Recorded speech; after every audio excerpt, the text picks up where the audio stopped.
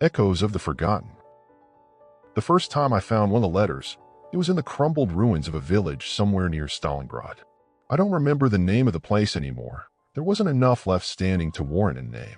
The walls were blackened skeletons of houses, the streets churned to mud by boots and tanks, and the air reeked of scorched wood and something far worse.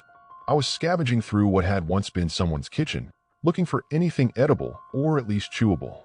That's when I saw it, half buried under broken tiles and soot, a thin, folded piece of paper sealed with a faint wax emblem. It looked untouched, like it had slipped through time and tragedy to find me. I thought it was just another relic, like the family photographs we found trampled into the dirt or the toys scattered among rubble.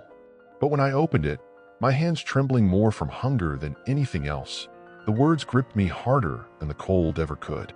The handwriting was neat, deliberate, and in English, perfectly readable despite the setting. If you found this letter, then you've already seen the ghosts. Don't look away now. I should have tossed it into the nearest puddle and kept moving, but I didn't. Something about it pinned me to the spot. It wasn't the warning, exactly. It was the tone, as if the writer had been staring over my shoulder when they wrote it. My squad was calling out for me, barking orders to move, but I stood there, rereading the line until it felt burned into my skull. We've been stationed in that forsaken stretch of land for nearly a month. It was a surreal hellscape where nothing was alive except us and the crows.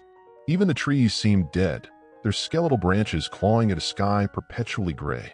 Every few days we'd push forward through another few yards of wreckage, only to lose twice as much ground when the counterattacks came. No one had the energy to wonder why we were fighting for a place that looked like death itself had taken up permanent residence. The letter stayed with me.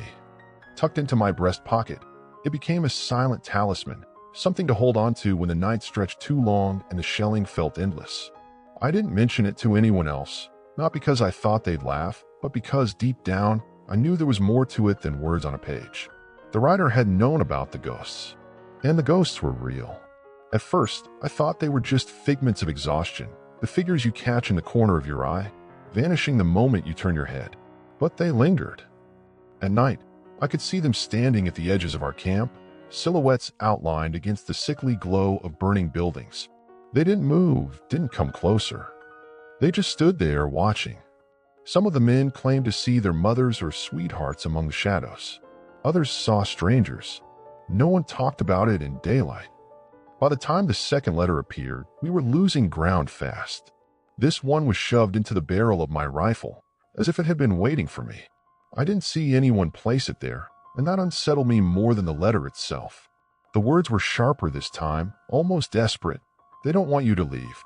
They've already chosen you. I should have left it behind, but curiosity gnawed at me worse than the hunger or fear. If someone or something was going to this much effort to reach me, then ignoring it felt like tempting fate. And so I read on. The letter described things I hadn't told anyone, things I hadn't even fully processed. It mentioned the smell of cherries in the middle of the battlefield, the song I'd hummed to myself as a child to keep the nightmares at bay. It knew about the man I'd killed up close, the one whose face still swam before my eyes when I closed them. The letter didn't offer comfort. It just acknowledged these things, laying them bare as if to remind me, you can't bury this. The nights after the second letter were worse. The air grew heavier, and the shadows at the edge of the camp crept closer. Men who once laughed through the shelling now sat silent, clutching their rifles like lifelines. We stopped joking about the ghosts, stopped pretending they weren't there. I started to recognize faces among them, soldiers I'd fought alongside, who'd been blown apart or buried in shallow graves just weeks before. They didn't look angry or sad. They just stared, their faces blank, their presence an accusation. One night, during a lull in the artillery, I was standing watch when I heard a voice. It wasn't a whisper like the wind's usual tricks. It was clear and close, as if someone were standing right behind me. It said my name twice, and then something else I didn't understand. I spun around, my heart in my throat, but no one was there. The campfire flickered low, casting jagged shadows across the ruins. I didn't tell anyone what I'd heard, but I didn't sleep for the rest of the night either. By the following morning, I convinced myself it was just nerves. The war had done worse things to better men. But then, as we packed up to move positions, another letter appeared, neatly folded in the pocket of my coat. This one wasn't written in ink. It looked like it had been burned into the paper, the edges curling as though the words themselves had scorched it. "Stop running," it said. "They'll find you no matter where you go." I didn't want to keep it. I wanted to rip it up, throw it into the mud, and forget I'd ever seen it. But my hands wouldn't listen. I folded it carefully, tucking it into the same pocket where the others had lived. Something about the letters felt inevitable, like they weren't just messages but pieces of a puzzle I wasn't meant to ignore. The next few days blurred together, as war often does. We moved from one shell-pocked village to another, chasing orders that made no sense, losing men to sniper fire and landmines along the way. The ghosts followed. Sometimes I'd catch them out of the corner of my eye, pale faces peeking through broken windows or standing among the trees. Other times, they were closer, close enough to see the details of their ruined uniforms, the holes where bullets had torn through flesh. I thought I'd gotten used to them until I saw her. She was standing in the doorway of a bombed-out church, her hair a tangled mess, her dress torn and bloody. She couldn't have been more than 10 years old. I stopped dead in my tracks, my rifle slipping from my shoulder as I stared at her. She didn't move, didn't speak. She just raised one hand, pointing at something behind me. I turned, half expecting to see another soldier or maybe one of the men from my unit, but there was nothing there, just the road stretching out into the fog. When I looked back, she was gone. I don't know why that shook me more than the others. Maybe it was her age or the look in her eyes, like she knew something I didn't, something I wasn't ready to face. I didn't tell anyone about her. What was the point? Everyone was haunted by something out there. The final letter came the day before the battle that ended everything. We'd been ordered to hold a bridge, a crumbling span of concrete that barely deserved the name. The higher-ups said it was vital to the advance, but we all knew the truth. It was just another piece of dirt to die for. I found the letter tucked into my pack as we dug trenches along the riverbank. This one was different. The handwriting was shaky, hurried, and the words bled into each other as though written in a panic. "It's too late," it said. "They're already here." That night, the bombardment began.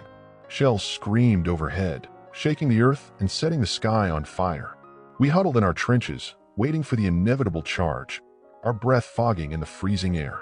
Somewhere in the chaos, I lost track of time. The world became a blur of noise and smoke, and then, suddenly, silence. Not the kind of silence that comes when the guns stop, the kind that makes your ears ring, that presses down on your chest and makes it hard to breathe. I looked up, and the world had changed. The ghosts were everywhere. They stood in the trenches, on the bridge, in the river itself. Their eyes glowed faintly in the darkness, and their mouths moved in unison, though no sound came out. I should have been terrified, but all I felt was a strange, bone-deep calm, like I'd finally reached the end of a long journey. One of them stepped forward, and I realized it was the girl from the church. She held out her hand, her eyes fixed on mine, and for the first time, I understood. The letters hadn't been warnings. They'd been invitations. The air seemed to vibrate with something unseen, an energy that was both foreign and familiar. The girl didn't say a word, but her gaze was unrelenting, pulling me forward like a tide.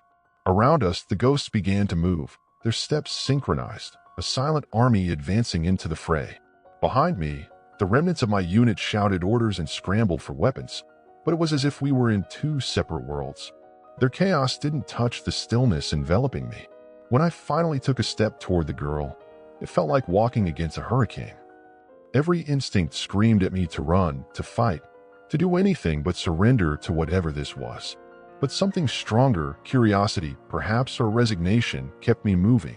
Her outstretched hand was small and pale, her fingers stained with what I could only assume was blood. When I reached out to take it, her grip was cold but firm, and the moment our hands connected, the world changed again. I wasn't on the riverbank anymore. I was standing in a field, the grass damp with morning dew, the sky painted in soft shades of pink and gold. It was peaceful, almost beautiful, but the stillness felt wrong. There were no birds, no insects, no sound of wind through the trees. Just me and the girl, standing in that endless expanse of quiet. She let go of my hand and pointed towards something in the distance, a figure seated beneath a lone tree. As I approached, the figure came into focus. It was a soldier, his uniform tattered and covered in mud, his face half hidden beneath the brim of his helmet. He didn't look up as I approached, didn't acknowledge me at all. When I was close enough to see his hands, I stopped. They were clutching a letter, the paper yellowed and creased, as though it had been read 1,000 times. I crouched down in front of him, my heart pounding in my chest. "Who are you?" I asked, my voice barely more than a whisper. He didn't answer. Instead, he held out the letter, his movements slow and deliberate, like someone underwater. I hesitated for only a moment before taking it. The words were written in the same shaky hand as the final letter in my pack, but this time, they were addressed to me. "You are one of us now," it said. "Your war is over."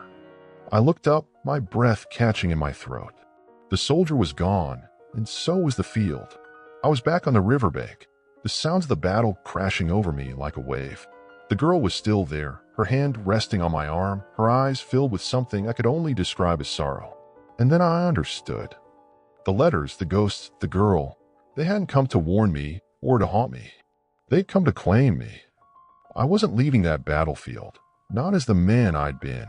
When the first bullet tore through my chest, I didn't feel pain, just a strange, hollow relief. The second shot dropped me to my knees, and the last thing I saw before the darkness took me was the girl, standing in the shadows, waiting. They found my body the next day, among dozens of others, my rifle still clutched in my hands.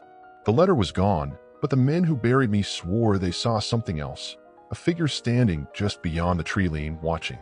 They said it looked like a child, but no one dared to go near. The war ended months later, but for me, it never truly did. I stayed on that battlefield, one more ghost among the countless others, waiting for the next soul to stumble into our grasp.